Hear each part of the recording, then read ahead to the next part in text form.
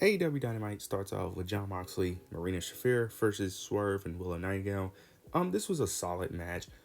Swerve and Willow ended up picking up the victory, but then after the match, again, Mox ended up hitting a DDT on Willow Nightingale.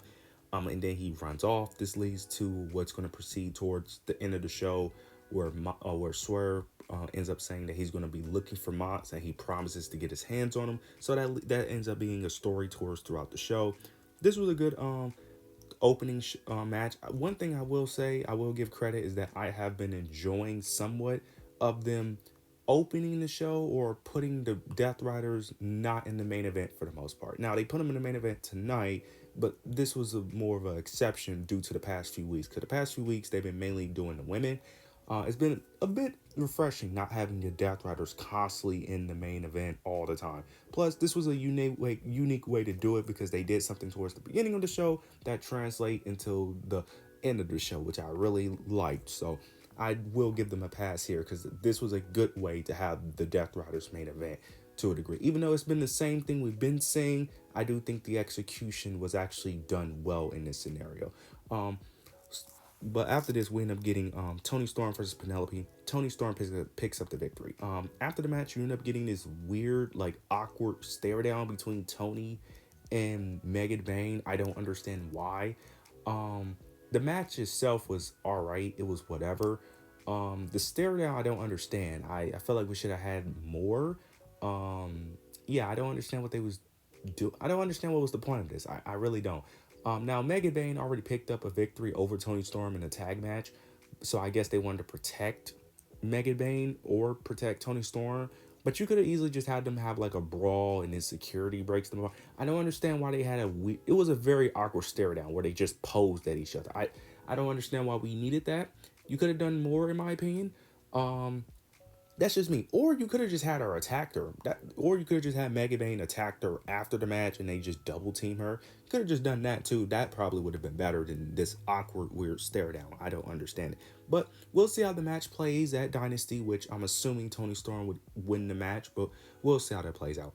After this, we end up getting MJF and the Hurt Syndicate. MJF basically tries to plead his case of why he should be in why they should do business. He ends up saying that basically that them doing business would benefit both of them. He ends up saying that he could help Shelton and Bobby retain their titles and that they could also help him become AEW World Champ. He ends up saying that it's just good business for them to work together, and he says that you may not like him, but but basically ends up saying that MGF ends up saying that they need him and that he also needs them as well. Then you get Bobby Lashley. He gets on the microphone. He basically ends up saying that he doesn't like MGF, he doesn't trust MGF, and that they don't need MGF, and that the only reason why he hasn't attacked him is due to his friend MVP, and that MGF needs to prove himself and he needs to get out the ring.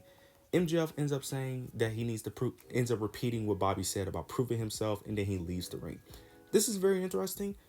Curious to see how this plays out. I wonder what is the end goal here, because me personally, the end goal I'm seeing is that this could lead to an MJF Bobby Lashley feud. But now, because I know they could do the Hangman stuff, but with the way they're building the whole MJF Hangman right now, I don't know if that's going to be a story. I feel like that's more of a story that's on pause right now, or they're just going to come back to it later. Now, you can have MJF and Hangman with the Hurt and have the Hurt Syndicate help him, which I can see that playing out because part of the thing I'm thinking is that maybe MJF goes after Hangman, the Hurt Syndicate helps him, then you get the Young Bucks come back, they ended up helping Hangman, and then you get Bobby Lashley and the Hurt Syndicate versus the Young Bucks. That's why I could see that happening. But who knows? But with the way they're booking this right now, that doesn't look like that's what they're doing. It looks like this is more going to be a Bobby Lashley and MJF feud. But I could be wrong. I'm interested to see where this goes. But I am a bit confused on where this could go as well. Because if this is not going to be a Bobby Lashley and MJF feud, I don't know where this can really go. Because I don't see MJF winning the world title anytime soon. So that's also why I'm a bit skeptical of this. Because I don't see him winning it anytime soon. The next AEW World Champ, in my opinion, is going to be between Mox or between Swerve or Will Ospreay. Those are like the only two guys I could see winning it right now. Everyone else is kind of a distant third in my opinion, but we'll see how this plays out. After this, we end up getting a Will Ospreay and Kevin Knight, I think that's his name, the new AEW signee. They ended up having a match against Jobbers. I did not watch this match because I don't understand why this match needed to happen. It was a couple matches on this show that really didn't need to happen, like Brody King and Lance Archer. It was a few matches on here that didn't make sense why it was here. Same thing. It was a segment with Big Bill and Brian Keith. They end up swashing some Jobbers because they wanted to prove that they needed a title match against the Hurt Syndicate because they ended up winning a match against Top Flight, but the Hurt Syndicate basically ignored them. But we ended up getting, Will Ospreay and Kevin Knight. They beat the Jobbers, and then basically after the match they confirm that them two are going to have a match due to their quarterfinal match for the Owen Hart tournament at Dynasty. I don't understand why we needed a match that lasted. I don't know how long this match lasted. It was a while. It was like at least 10 minutes. For them just to announce this match. I don't understand it. I don't get it. I guess Tony Khan couldn't figure out a way to.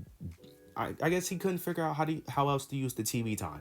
I guess, but yeah, we didn't need this match, but I guess we're gonna get Will Ospreay versus Kevin Knight at Dynasty, which Will Ospreay is clearly going to win.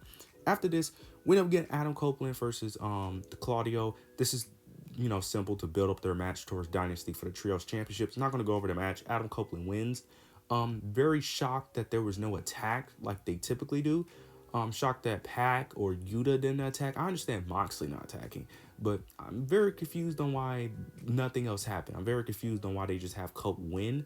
With Cope winning, this is kind of confirming that they're most likely going to lose at Dynasty. I just have a hard time believing that they're going to put the Trios Championships on FTR and Cope after all of that. Well, not all, because the buildup has only been like 3 weeks of the whole FTR potentially turning on the Cope. They've been teasing it for a couple of weeks, so I don't see no reason for them to put the titles on them now all of a sudden. We'll see how this plays out, though. Then we end up getting the main event. We ended up getting Swerve and Hangman. Swerve was in backstage area. Hangman ended up walking towards Swerve, ends up telling him that he's wasting his time looking for Mox, and that he promised that he would never become. He promised himself that he would never make sure that Swerve don't become AEW World Champion. Swerve and Hangman go back and forth. Security ends up trying to break them apart. Then you end up getting Swerve. He ends up saying that Hangman needs to just let things go. Hangman responds, ends up saying that you broke into my house. Swerve ends up saying that you burned my house down. Hangman responds back, ends up saying that you deserved it. And Swerve ends up saying that he knows. Hangman asks him to repeat himself, and Swerve says that he knows. Hangman is in shock, and then he ends up just leaving. Then you get Jon Moxley and the Death Riders. They attack him. They attack Swerve. They end up they threw him into some type of glass. Then they brought him out to the ring, brought out some more broken glass, and ended up doing a power bomb on the glass. But Swerve ended up getting up, not instantly, but the way Swerve got up was really good because it made him look very strong, and which I really liked. He ended up getting up slowly, and I wouldn't say stood tall, but he didn't look weak in this segment. I like what they did here. Very interested to see that Hangman and Swerve story. Interested to see how that plays out. Who knows? Maybe Hangman could help Swerve Strickland. That might be a prediction, low key. That might be a prediction. Swerve ends up getting help from Hangman, the person that he least expects. That might be a prediction. I highly doubt it. I highly doubt it. But we'll see how this plays out. Overall, this show, I'm going to be honest, it was mid, but the parts that I liked, I really enjoyed. I will give them credit there. But you guys let me know your opinions down below. Make sure you like, comment, subscribe. But yeah, that's it.